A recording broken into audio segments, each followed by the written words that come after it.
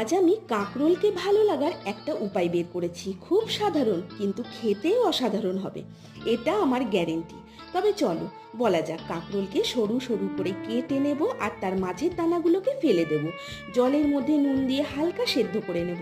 এবারে একটা পাত্রে 2 চামচ বেসন, 2 চামচ চালের গুঁড়ো, 1 চামচ সুজি, 1 চামচ ময়দা, নুন, হলুদ, লঙ্কার গুঁড়ো, তেল, কালো জিরে, পোস্ত দিয়ে ভালো করে মিশিয়ে ঠান্ডা জলে মেখে নিতে হবে। এবারে খাবার সোডা দিয়েও আবারও মেখে নেব। ওইদিকে আবার কাঁকরোল সেদ্ধ হয়ে গেছে। সেদ্ধ করা কাঁকরোলের এক একটা পিস নিয়ে মিশ্রণের এপিঠ ওপিঠ লাগিয়ে গরম তেলে ভেজে নিলেই তৈরি কাঁকরোলের পকোড়া। এটা খেয়ে মন একেবারে গার্ডেন গার্ডেন হয়ে গেছে। রান্না হচ্ছে শিল্প।